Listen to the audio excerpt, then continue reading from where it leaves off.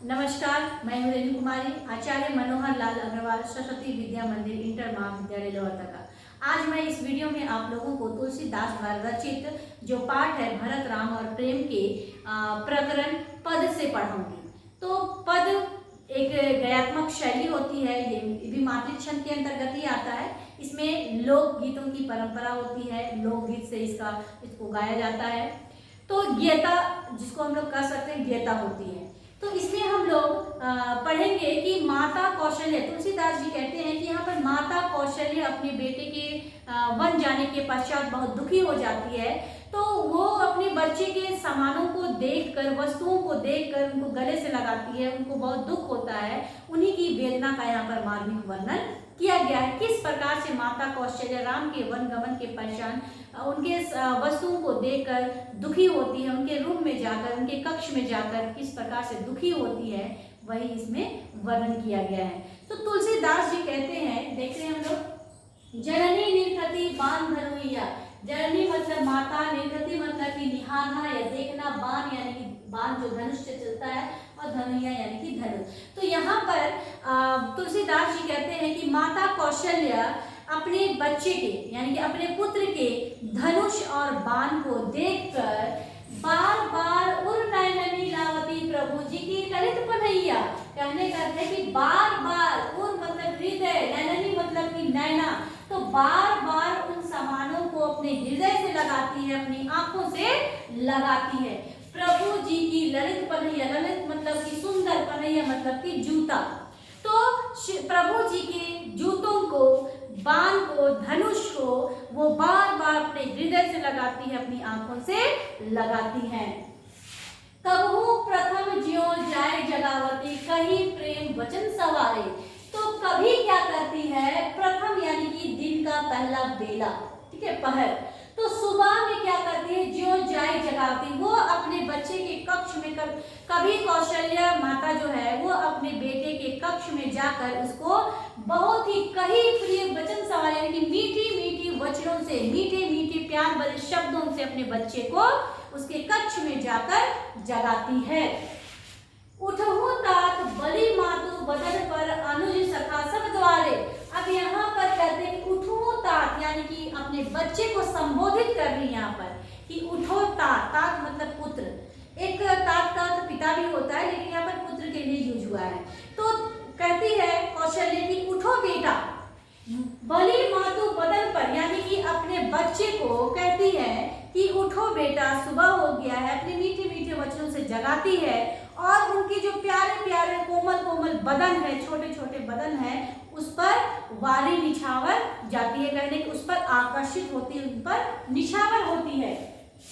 अनुज सखा सब द्वारे यानी कि अनुज मतलब कि भाई, सखा यानी कि दोस्त, तुम्हारे दोस्त और भाई क्या कर रहे हैं, द्वार पर तुम्हारी राह देख रहे हैं। इसलिए वो अपने बच्चे को बड़े प्यार से, मीठे बोल से उठाती है, उठो बेटा, तुम्हारे सखा जो है, मित्र जो है, वो द्वार पर प्रतीक्षा कर रहे हैं। कबहू कहती यो बड़ी बार मैं जाहू भूप मैया।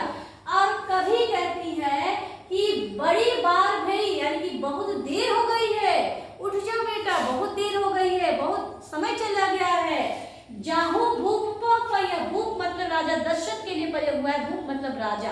तो कहती है मैया कौशल्य कहती है कि उठो बेटा, बहुत देर हो चुकी है, तुम अपने पिता के समीप चले जाओ, अपने पिता के पास चले जाओ।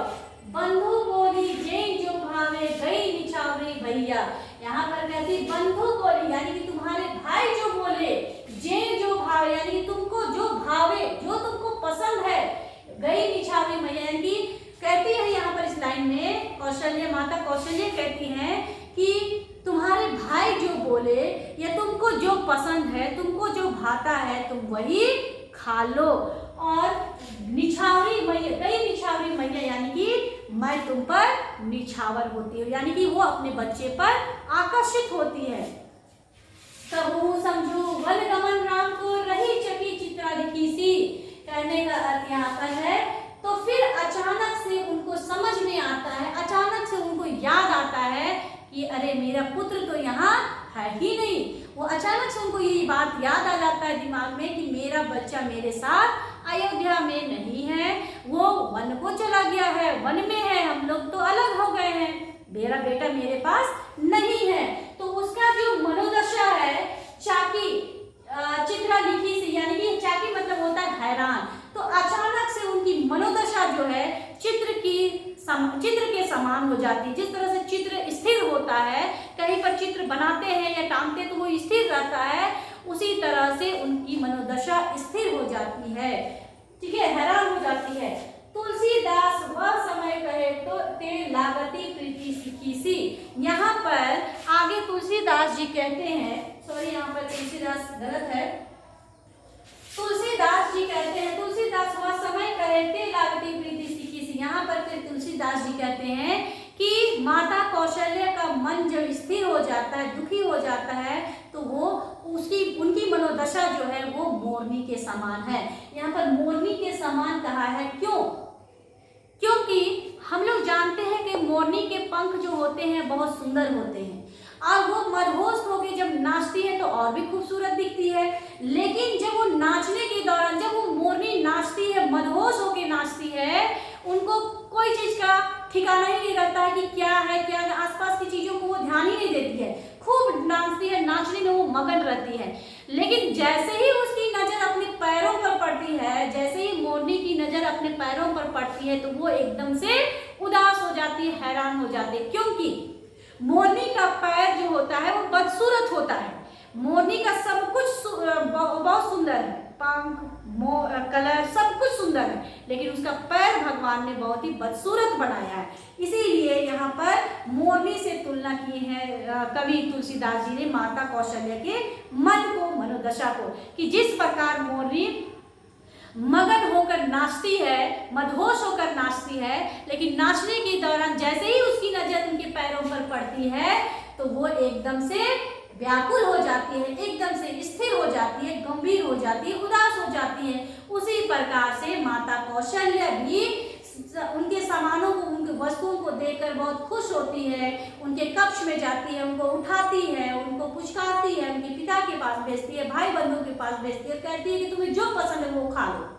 फिर अचानक से जैसे ही उनको याद हो जाता है कि मेरा पुत्र मेरे पास नहीं है, तो एकदम से वो भी मोरनी के जैसा गंभीर हो जाती है। इसलिए कवि तुलसीदास जी ने मोरनी से तुलना की है। तो आइए हम इनका इस पद का विशेष देखते हैं। इसमें विशेष देखते हैं, विशेष में क्या होता है। सबसे पहला पॉइंट तो आपको लिखना होगा कि ये गद्यात्मक शैली में है, ठीक है, गद्यात्मक शैली में है, और यहाँ माता कौशल्या के राम के प्रति वात्सल्य प्रेम को उजागर किया है, ठीक है।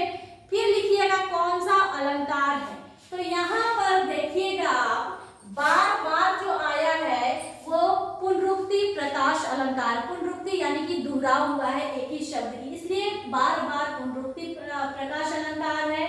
और उसके बाद ज्यो जय, ये भी पुनरुक्ति प्रकाश अलंकार है, और ज्यो जय जगावती, ये तीन जो है वो अनुप्रास अलंकार है, क्योंकि ज वर्ण की आवृत्ति हुई है, यहाँ भी ज वर्ण की आवृत्ति हुई है। उसके बाद आप देखिएगा नीचे कबहू कही थी, यहाँ भी अनुप्रास अलंकार है, बंधु बोली, यहाँ भी अनुप्रास अलंकार है। उसके बाद जो यहाँ पर है चित्रा लिखी सी, क्योंकि उसका मनोदशा को माता कौशल्या की मनोदशा को चित्र से उपमा की गई है, इसलिए ये क्या होगा, उपमा अलंकार होगा।